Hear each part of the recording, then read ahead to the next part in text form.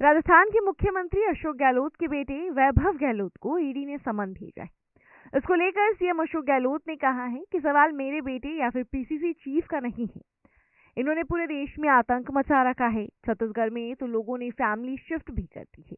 हमने 2 गारंटी की घोषणा की। ये चाहते ही नहीं है कि हम महिलाओं और पिछड़ों के लिए कुछ कर सके।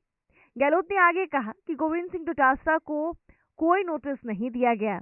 सीएम ने कहा कि डोटासरा के यहाँ छापे मायने रखता है।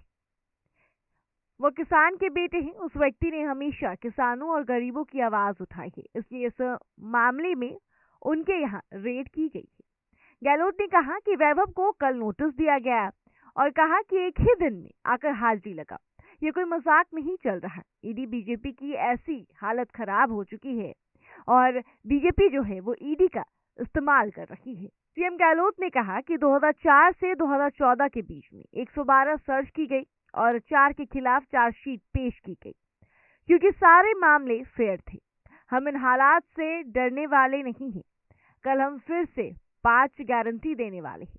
यानी कि अशोक गहलोत ने अपने प्रेस कॉन्फ्रेंस के दौरान इस बात को साफ कर दिया कि हम फिर से 5 गारंटी देंगे और इस बार बीजेपी भी ठान ले कि अब उसको कहां रेड डालना है और कहां पर ईडी की छापेमारी करवानी है।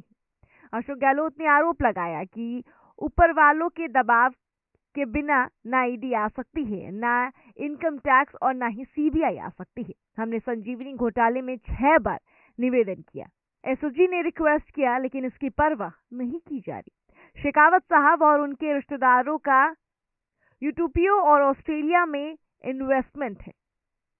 गहलोत ने कहा, मोदी और अमित शाह जी मुझे टारगेट कर रहे हैं क्योंकि यहां सरकार गिरा नहीं पा रही। 5 राज्यों में इन्होंने सरकार तोड़ी है। आज इन्होंने कांग्रेस के राजस्थान अध्यक्ष पर रेड की है, पर हम डरने वालों में से नहीं हैं। डीके शिव कुमार पर हमले हुए और कर्नाटक में से बीजेपी गायब हो गई। दरअसल शिकायत में आरोप लगाया गया है कि साल 2011 में होटल के 500 शेयर खरीदकर मॉरिशस स्थित फर्म से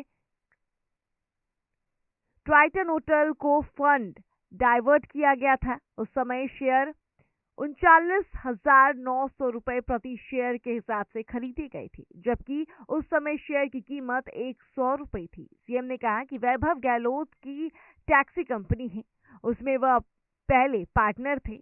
यह कंपनी 25 लाख रुपए की थी। प्रवर्तन निदेशालय ने मुख्यमंत्री अशोक गहलोत के बेटे वैभव गहलोत को पेश होने के लिए समन जारी किया। ईडी ने वैभव को विदेशी मुद्रा प्रबंधन अनियमितताओं के मामले में 27 अक्टूबर यानी कि आज पूछताछ के लिए बुलाया है। इससे पहले ईडी ने पीसीसी चीफ गोविंद सिंह डोटासरा के घर छापेमारी की। कल पूरे दिन ईडी ने गोविंद सिंह डोटासरा के घर छापेमारी की है।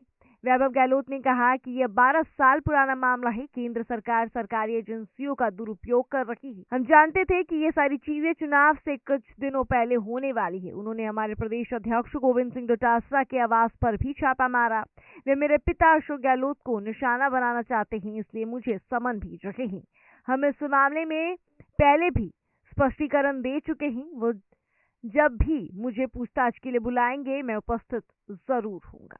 अब ऐसे में देखना ये काफी दिलचस्प है कि ईडी की रेड और ईडी के समन की वजह से क्या कांग्रेस पर इस चुनाव में असर पड़ता है या फिर नहीं।